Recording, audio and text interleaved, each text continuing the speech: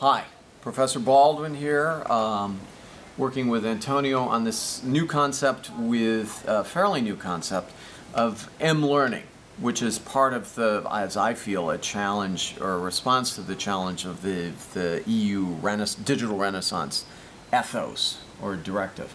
Here, it could be very complex, but it's very simple. Here I've downloaded a number of files, as you can see. Here's Ponte Vecchio. I added my own little education space here. Ponte Vecchio in Florence, that it's in this wonderful program called SketchUp. You can move through the space. Let me turn on the surface colors so we see the surfaces. And boom, there we are in Florence, walking up the Ponte Vecchio through to the other side of town. And this is only one model of a series of, and there it is on the larger scale. That's one model. I have a shot of the baptistry here, which can be animated.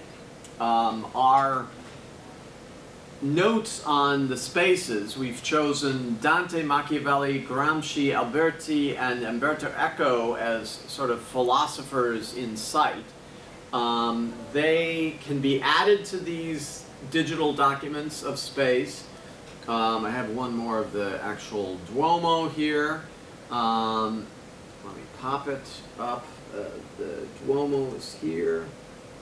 And these are, here's the fabulous Florence Duomo that can be moved around in space.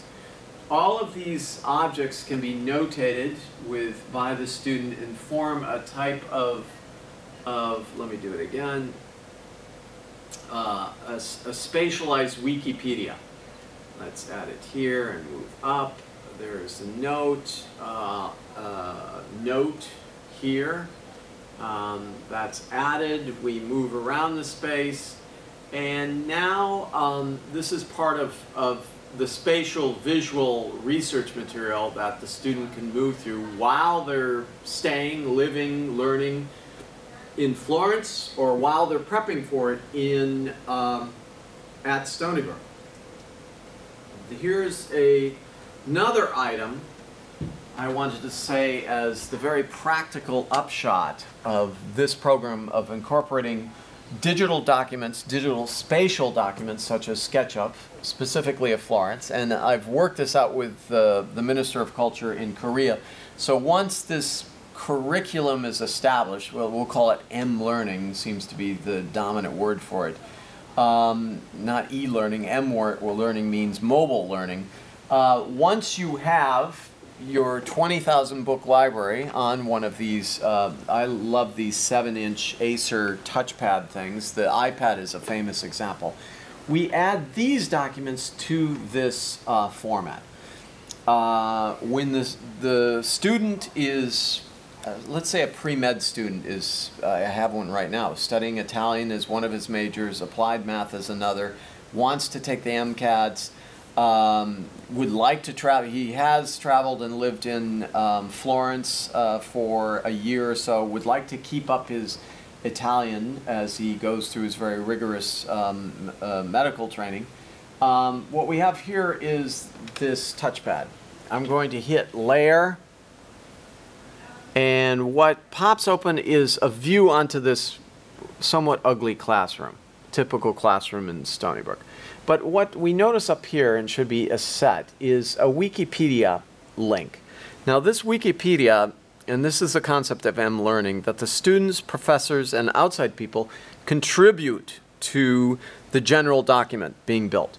Now as you can see, these kind of floating balloons going on here. Each of these is a hyperlink, which will pertain to spatial architectural documents, such as the Duomo, the baptistry, the Ponte Vecchio, but also, let's say, Dante's Inferno. We can build models of literary space very easily in SketchUp. These are added to this site-specific, it's called Layer, L-A-Y-A-R. It's a corporation that does these augmented reality programs. You're at a beautiful cafe in downtown Florence. You look up from your espresso, you move it around, you see these bubbles. These bubbles are information. Here at Stony Brook, what it's directing me to is, here's Ken Laval Stadium. So right here through these walls, using GPS and what Debord used to call psychogeography, we have this very specific compass we're sitting in the middle of. Ken Laval Stadium, let me hit that once. We got information. More details are provided in Wikipedia. Here we go. We move to the Wikipedia article. Of course, any student can contribute their knowledge in Wikipedia, say on M-Learning and Dante's Inferno and so forth. Let's go back. Here's an amazing thing about the program. That bubble, Ken Laval Stadium, is still open. Take me there. Let's go see where that exists in the Google Earth, perhaps. We hit Google Earth, and there we are. This is where we are now. Antonio and myself are in Stoller Center. We want to see, here's where we want to be, Ken Laval Stadium.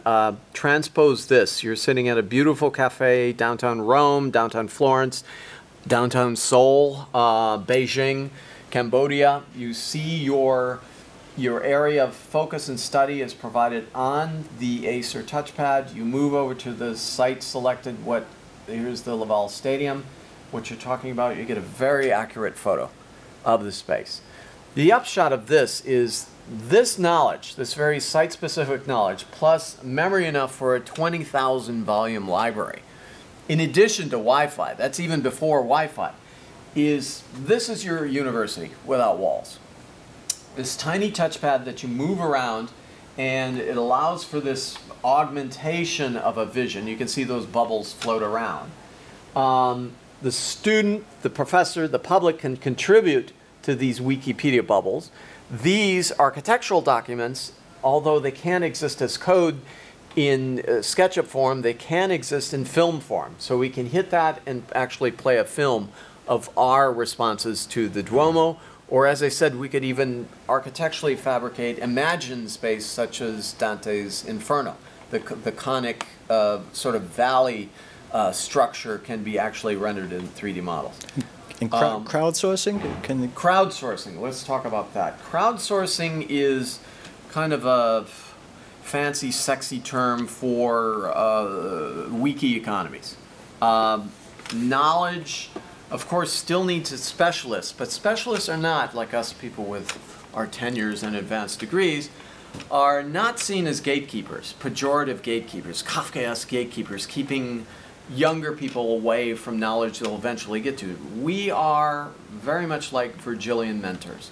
We lead the student into a greater participation. Of course, one of the directives is, will European culture be lost because we're now entering the Asian century, and also better stuff exists digitally than in site-specific. This is not meant, in the addressing crowdsourcing, this is not meant to supplant the real thing, the molecular world. This is only intended to augment that. Now, crowdsourcing, to me, psychologically, is a way of augmenting the real. What greater incentive you have to a trip to Italy, a study of Italy, of the very difficult task of studying Italian language, it's not through sort of a voyeuristic approach to the culture, but a participation into it, a continued participation. Crowdsourcing is this idea, and it's turning out to be a fairly practical idea, that the more wiki articles added to a subject, the more editing happens. Of course, mistakes do make it in under the radar, but they're adjusted. So this is the concept of crowdsourcing. To me, this is the future. To me, the professor, the modern professor, or perhaps always was, is the Virgilian guide. Thank you very much.